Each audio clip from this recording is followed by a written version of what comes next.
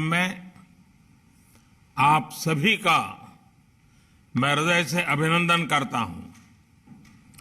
इस पुण्य अवसर पर मैं सभी देशवासियों को भी अनेक अनेक शुभकामनाएं देता हूं।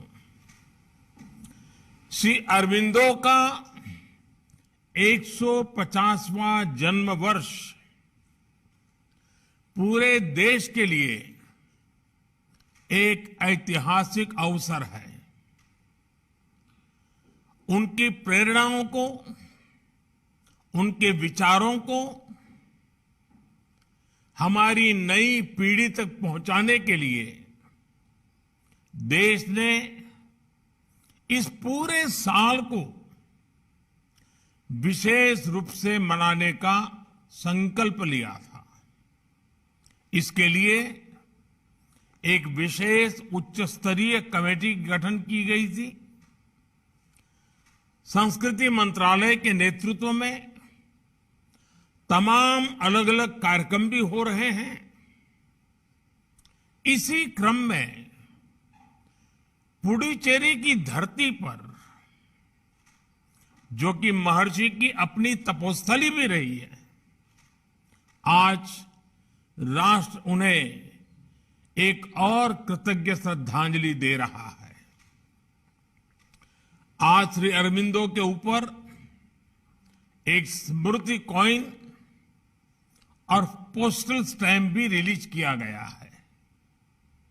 मुझे विश्वास है कि श्री अरबिंदो का जीवन और उनकी शिक्षाओं से प्रेरणा लेते हुए राष्ट्र के ये प्रयास हमारे संकल्पों को एक नई ऊर्जा देंगे, नई ताकत देंगे।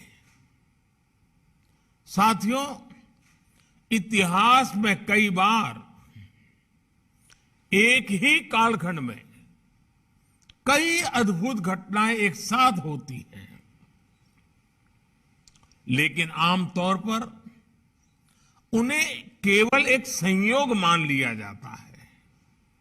मैं मानता हूं, जब इस तरह के संयोग बनते हैं तो उनके पीछे कोई न कोई योग शक्ति काम करती है। योग शक्ति यानी एक सामूहिक शक्ति। सबको श्री अरबिंदो को अपना प्रेरणा स्रोत मानते थे। नेताजी सुभाष जैसे क्रांतिकारी उन्हें अपने संकल्पों की प्रेरणा मानते थे। वहीं दूसरी ओर जब आप उनके जीवन की बौद्धिक और आध्यात्मिक गहराई को देखेंगे तो आपको उतना ही गंभीर और मनस्वी ऋषि नजर आएंगे। वे आत्मा और परमात्मा जैसे गहरे विषयों पर प्रवचन करते थे, ब्रह्म तत्व और उपनिषदों की व्याख्या करते थे। उन्होंने जीव और ईश के दर्शन में समाज सेवा का सूत्र जोड़ा। नर से लेकर नारायण तक की यात्रा कैसे की जा सकती है, ये आप श्री अरबिंदो के शब्दों से बड़ी सहजता से सीख सकते हैं। यही तो भारत का संपूर्ण चरित्र है, जिसमें अर्थ और काम का भौतिक सामर्थ्य भी है, जिसमें धर्म यानी कर्तव्य का अद्भुत समर्पण भी है, और मोक्ष यानी अध्यात्म का ब्रह्मबोध भी है। इसलिए आज अमृतकाल में जब देश एक बार फिर अपने पुनर्निर्माण के लिए आगे बढ़ रहा है, तो यही समग्रता हमारे पंच प्राणों में झलकती है। आज हम एक विकसित भारत बनाने के लिए सभी आधुनिक विचारों को, बेस्ट प्रैक्टिसेस को स्वीकार और अंगीकार कर रहे हैं। हम बिना किसी समझौते के, बिना किसी दैन्य भाव के इंडिया फर्स्ट के मंत्र को सामने रखकर काम कर रहे हैं। और साथ ही आज हम हमारी विरासत को, हमारी पहचान को भी उतने ही गर्व से दुनिया के सामने रख रहे हैं। भाइयों और बहनों, महर्षि अरविंदो का जीवन हमें भारत की एक और ताकत का बोध कराता है। देश की ये ताकत, आजादी का ये प्राण और वही गुलामी की मानसिकता से मुक्ति। महर्षि अरविंदो के पिता शुरुआत में अंग्रेजी प्रभाव में उन्हें भारत और भारत की संस्कृति से पूरी तरह दूर रखना चाहते थे। वे भारत से हजारों मील दूर अंग्रेजी माहौल में देश से पूरी तरह से कटे रहे।